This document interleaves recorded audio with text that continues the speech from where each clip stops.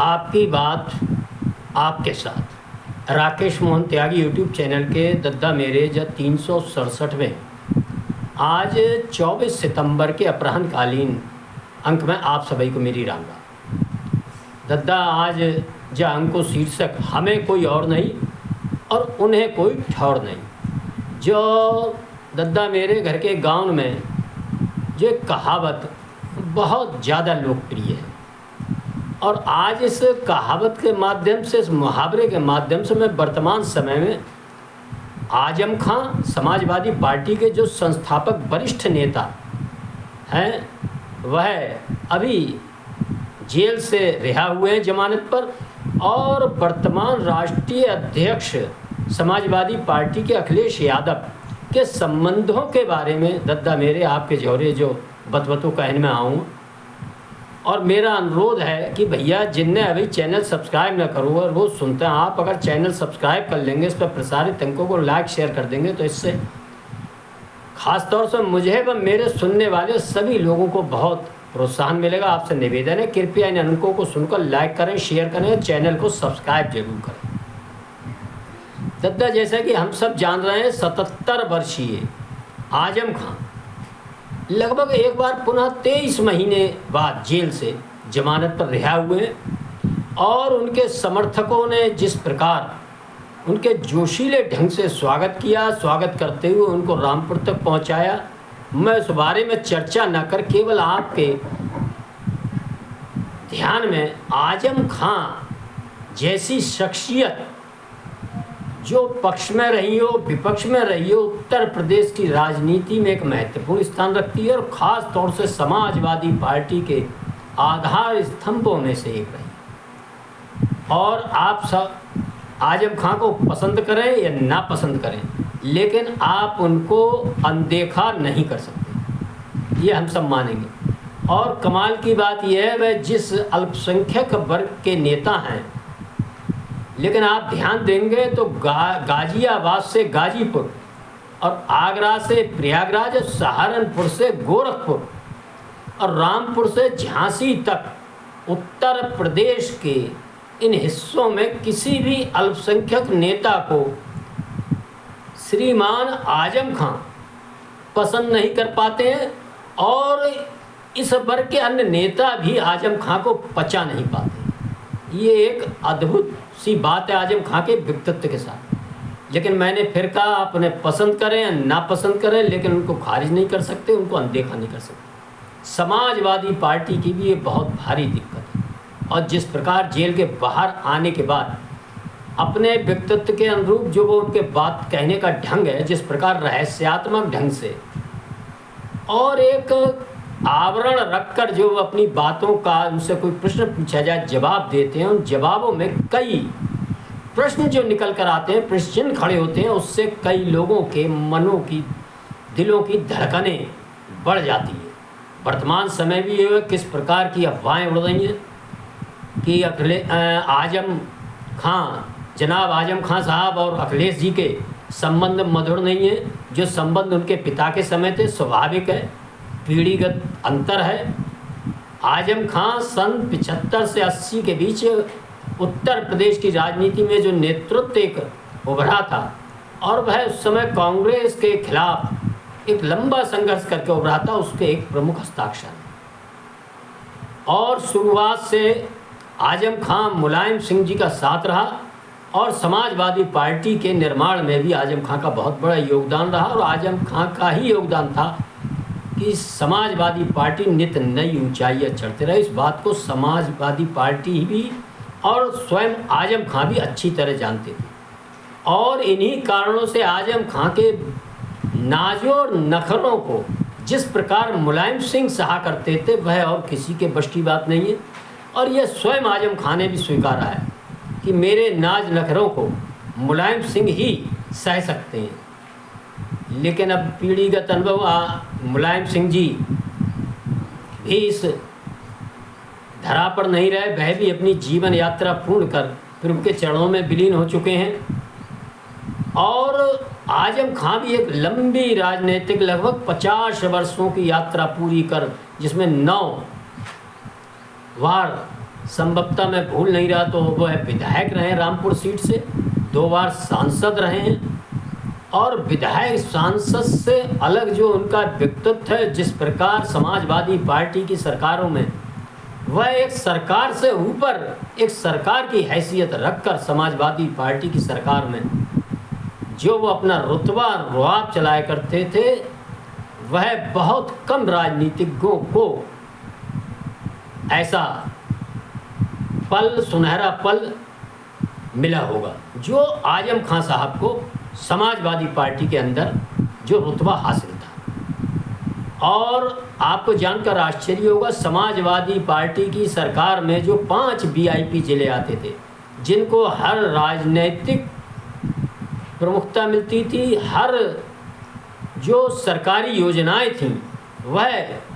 उन जिलों में अक्षरशः लागू होती थीं, चाहे वो विद्युत व्यवस्था हो, सड़क व्यवस्था हो, सुरक्षा व्यवस्था हो, व अन्य सारी व्यवस्थाएं हो, उनमें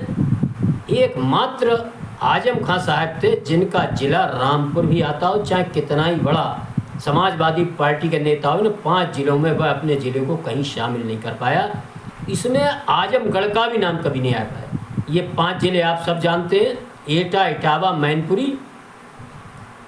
बदायूं और रामपुर। 24 घंटे इनके लिए बत्ती, इनके लोगों के, इनके यहाँ के युवाओं के लिए नौकरी, व अन्य सारी सरकारी ठेकों में और वह अन्य सारे सरकारी कामों में प्राथमिकता जिस प्रकार रहा करती थी, वह एक विषय हम सबके ध्यान में हो गई। और आजम खां साहब ने निकलने के बाद जिस प्रकार रहस्यात्मक बातें करी हैं, और 23 महीने बाद, इससे पहले वो शायद संभवतः 22 महीने जेल में रहे, और उनके खिलाफ 104 मुकदमे दर्ज हैं मित्रों। और इन मुकदमे में 4 भैया 93 तो रामपुर में ही दर्ज है, और कई मामले में सजा याफ्ता। मतलब मेरे कहने का ये है कि एक तरह से राजनीतिक और उनकी जो चुनावी कैरियर है वह अंतिम बेला में है, और वह चुनाव भी कोई नहीं लड़ सकते संभवतः 27 ना वह, ना उनके बेटे और ना उनकी पत्नी, क्योंकि सजा याफ्त हो चुके के कारण चुनाव लड़ भी नहीं पाएंगे। लेकिन इसके बाद भी उनकी प्रासंगिकता, उनका महत्व समाजवादी पार्टी व विभिन्न राजनीतिक दलों के लिए कम नहीं हुआ। वह चाहे भारतीय जनता पार्टी हो, बहुजन समाज पार्टी हो और ओवैसी जी की पार्टी हो, ये सभी लोग टकटकी लगाए आजम खां साहब के अगले कदम की ओर निगाहें गड़ाए हुए हैं। और आजम खां जी हैं कि वह अपने अंदाज में जिस प्रकार बात कहते हैं, वह अपने पत्ते नहीं खोल रहे, और इन सभी की हृदय की जो गति है उसको बढ़ाने घटाने का काम अपनी बातों से कर रहे हैं। मित्रों, ये साफ समझ में आ रहा है कि आजम खां समाजवादी पार्टी का जो संबंध मुलायम सिंह जी के समय था वह इस समय नहीं है, क्योंकि कल उनके जेल से निकलने के बाद जिस प्रकार मात्र समाजवादी पार्टी की ओर से रुचि वीरा सांसद व रामपुर के स्थानीय विधायक ने ही उनके स्वागत में सीतापुर जाने की जहमत उठाई थी, और वहाँ सीतापुर से लखनऊ की कोई बहुत बड़ी दूरी नहीं है, 50-60 किलोमीटर की दूरी। ये कितनी बड़ी दूरी नज़र आने लगी कि लखनऊ के अंदर होने के बाद अखिलेश जी एक किसी प्रतिष्ठान का तो उद्घाटन कर रहे थे, करना उन्होंने ज़रूरी समझा, लेकिन उन्होंने ज़रूरी नहीं समझा कि अपनी समाजवादी पार्टी के वरिष्ठ और संस्थापक सदस्य की रिहाई के अवसर पर वह भी उनका वहाँ रहकर स्वागत करते, शायद यह जो दूरी दिख रही है वह दूरी ना दिखती। लेकिन आजम खां व समाजवादी पार्टी में इस प्रकार की दूरियां और संबंधों में कड़वाहट और मिठास ये कई बार हो चुकी हैं। संभवतः हम सब भूल जाते हैं 2009 में जयप्रदा को रामपुर में टिकट देने के प्रश्न पर वह स्वर्गीय पूर्व मुख्यमंत्री आदरणीय कल्याण सिंह जी को समाजवादी पार्टी में प्रवेश दिलाने के मुद्दे पर आजम खां तत्कालीन राष्ट्रीय अध्यक्ष मुलायम सिंह जी व अमर सिंह जी से इतने खपा हुए थे और उनके रास्ते इतने अलग हो गए थे कि समाजवादी पार्टी को उनके लिए 6 वर्षों के लिए समाजवादी पार्टी से निष्कासित भी करना पड़ा। मित्रों, ये एक अलग प्रश्न है। इसके बाद पुनः वह समाजवादी पार्टी में आए और उसी रुआब और उन्हीं नाजो नखरों के साथ आए, और फिर समाजवादी पार्टी की सरकार बनने के बाद किस प्रकार वह सुप्रीम मुख्यमंत्री के रूप में काम करते नजर आए, और उनके उन कामों के कारण वह चाहे मुजफ्फरनगर दंगे के अंदर उनकी भूमिका जो थी और जो संदेश गया था प्रदेश के अंदर समाजवादी पार्टी की सरकार व संगठन के बारे में, उस प्रश्न से आज तक समाजवादी पार्टी अपने को उस प्रश्न से दामन छुड़ा नहीं पाई है। ऐसे ही कई मुद्दे उस दौर में उभरे, लेकिन समाजवादी पार्टी ने आजम खां के रुआब और नाजो नखरों में उठाने में कोई कसर नहीं उठा रखी थी। लेकिन अब का जो समय आज का नज़र आ रहा है, दोनों लोग एक दूसरे को अच्छी तरह समझ रहे हैं कि कितने भी समाजवादी पार्टी में अल्पसंख्यक वर्ग के नेता आए और चले गए आ जाएं, लेकिन आजम खां जी का स्थान कोई समाजवादी पार्टी में नहीं ले सकता। ये इस बात को समाजवादी पार्टी व उनके नेता अखिलेश यादव समझ। यदि आजम खां साहब किसी भी प्रकार से समाजवादी पार्टी से अलग रास्ता अख्तियार कर बहुजन समाज पार्टी, ओवैसी या चंद्रशेखर जैसी चर्चाएं राजनीतिक गलियारों में तैर रही हैं, अपना कोई गठबंधन तैयार करके जाते हैं,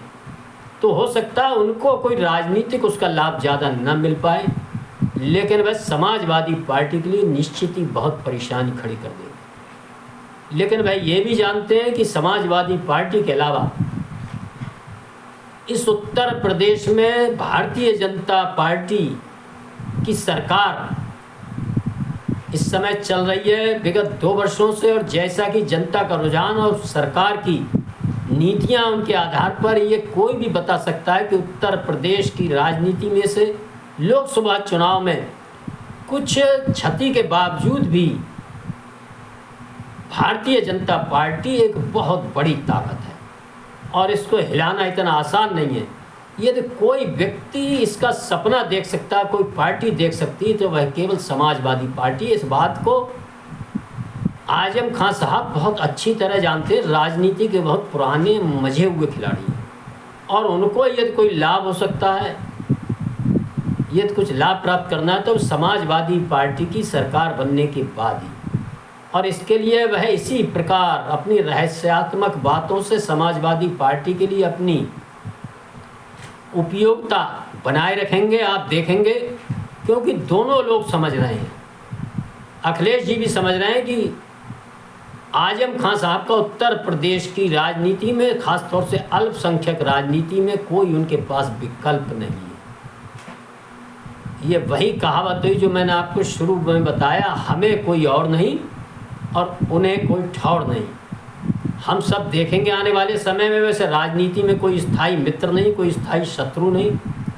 राजनीति परिस्थितियों के आधार पर निर्णय लेने और उन पर क्रियान्वयन करने का नाम है। किस प्रकार की आगे परिस्थितियां बने और क्या आजम खां व समाजवादी पार्टी के संबंध रहते हैं, ये भविष्य के घर में ये रहस्य है। लेकिन जो आज की स्थिति है उसमें कहीं जो इस प्रकार की जो राजनीतिक गलियारों में अफवाहें उड़ रही हैं, इनमें कहीं कोई सच्चाई नज़र नहीं आती,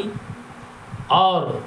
दोनों लोग इस बात को समझ रहे हैं, और वह भी समाजवादी पार्टी में ही रहेंगे, और समाजवादी पार्टी भी उनके नाजो नखरों को इसी प्रकार उठाती रहेगी। एक बार मैं पुनः आपको, हमें कोई और नहीं, उन्हें कोई ठौर नहीं, इसी बात के साथ अपनी वाणी को विराम देता हूँ, तथा आप सबने सुना इसके लिए आप सभी का धन्यवाद। जय श्री राम, जय श्री वाल्मीकि भगवान, भारत माता की जय।